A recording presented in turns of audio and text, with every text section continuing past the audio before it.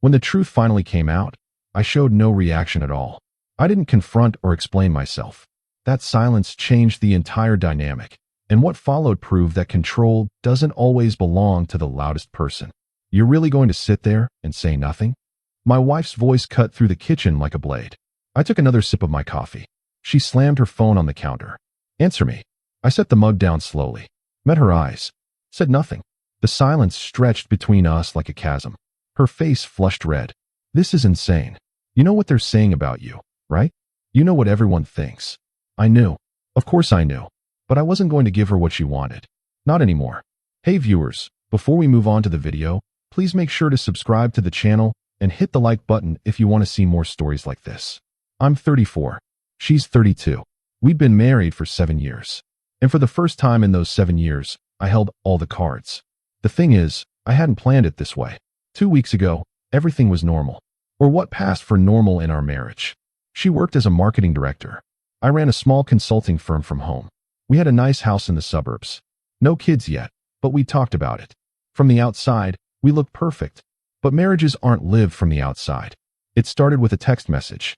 I was in my office when my phone buzzed. Unknown number. You should know what your wife is doing. That was it. No context. No explanation. I stared at the screen for a long time. Most people would have panicked. Called the number back. Demanded answers. I did none of those things. Instead, I deleted the message and went back to work. But the seed was planted. That night at dinner, I watched her differently. The way she checked her phone. The slight smile when she read certain messages. How she angled the screen away from me. Small things. Things I'd probably seen before, but never really noticed. How was your day? She asked, not looking up from her phone. Fine. Yours? Busy. Got a new client. Big account. She was still typing. That's great. Yeah. Might mean some late nights though. Okay. She finally looked up. You don't mind? Why would I mind? She studied my face for a moment, then shrugged and went back to her phone. I ate my pasta and said nothing. The second message came 3 days later.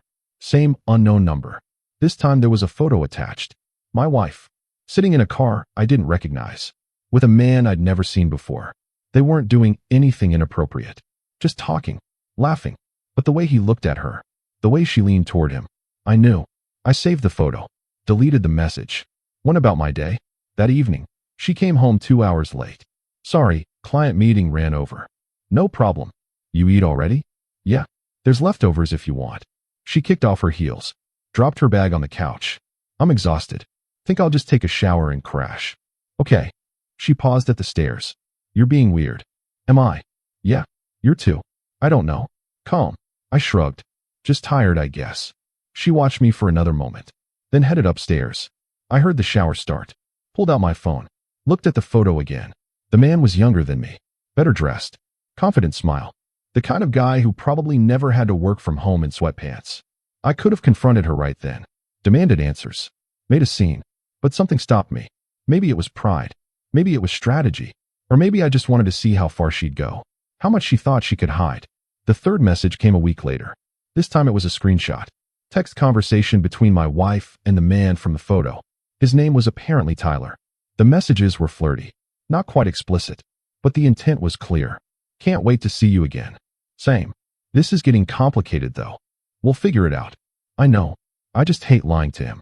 Then don't. Tell him. It's not that simple. It could be. I read it 3 times.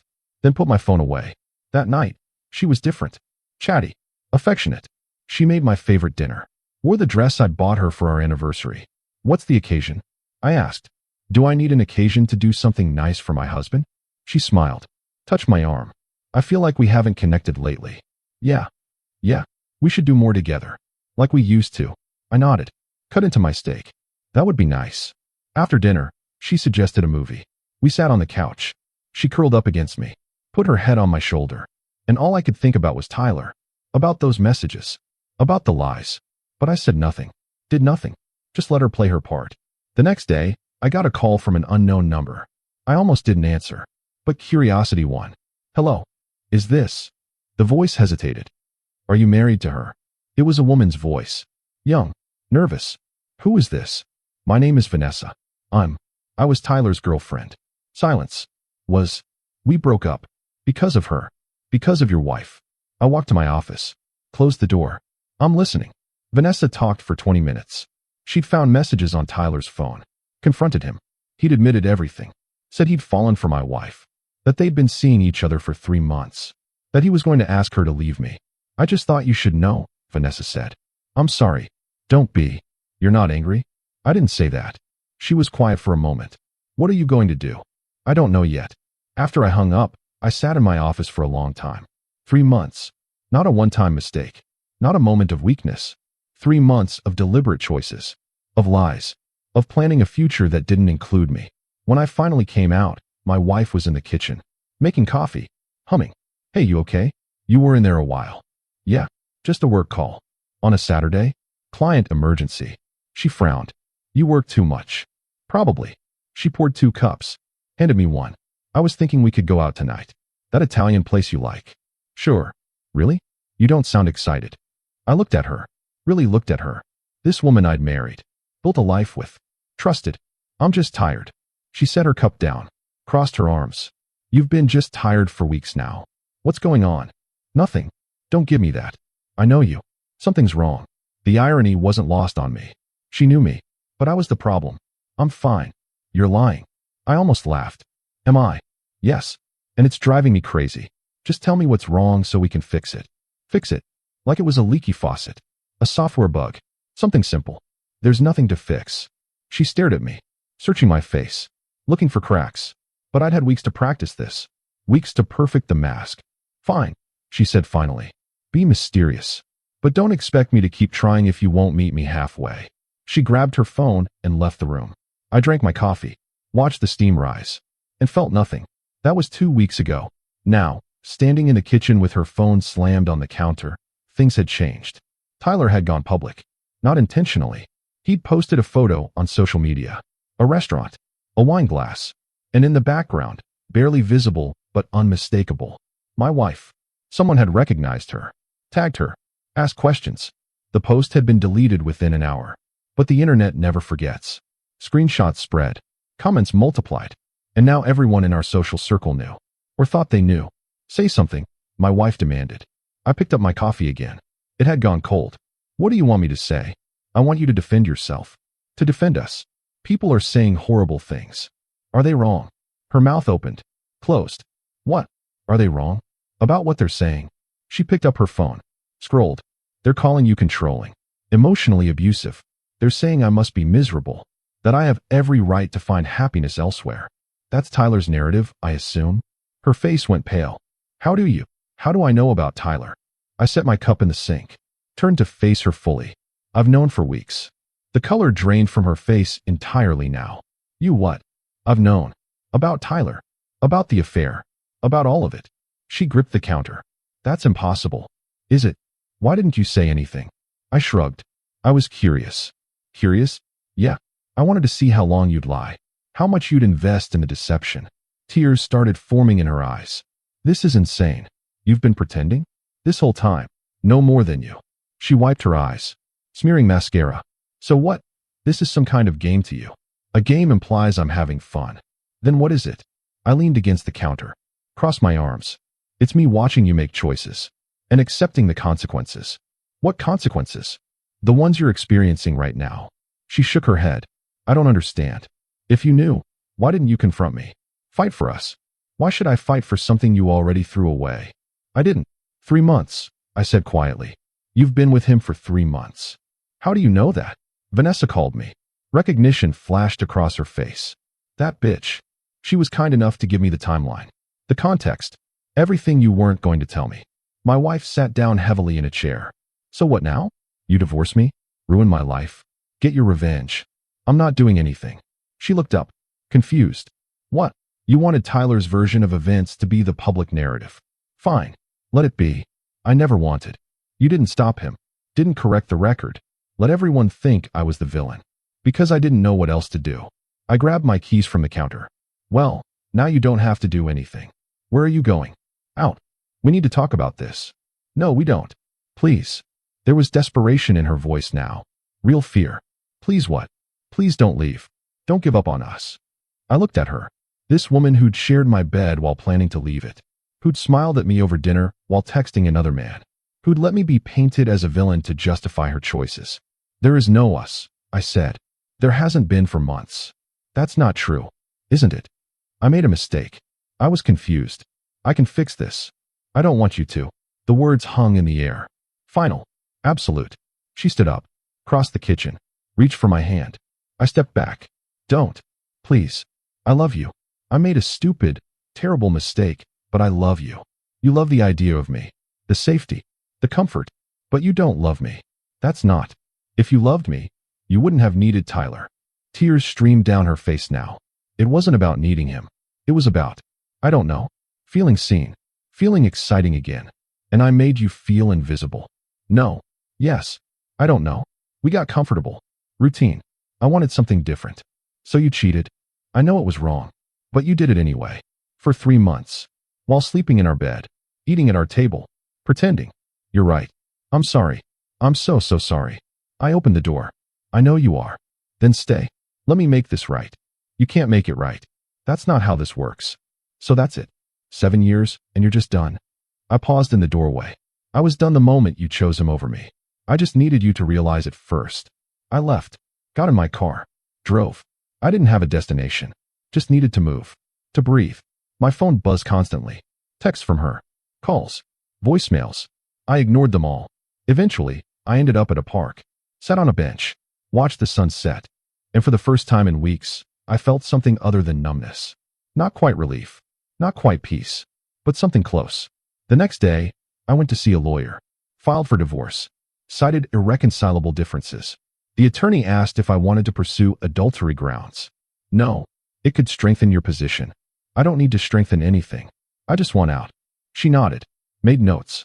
This should be relatively straightforward then. I signed the papers. Authorized the filing. Walked out feeling lighter than I had in months. My wife was waiting at the house when I got back.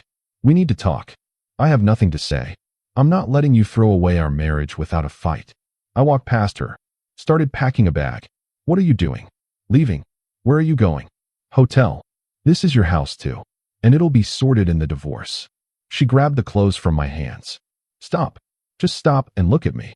I did. She was a mess. Eyes swollen. Hair unwashed. Wearing the same clothes as yesterday. I ended it, she said. With Tyler. It's over. Okay. Okay. That's all you have to say. What do you want? Congratulations. I want you to acknowledge that I'm trying. That I chose you. You didn't choose me. You chose damage control. That's not fair. None of this is fair. I took my clothes back. Continued packing. She sank onto the bed.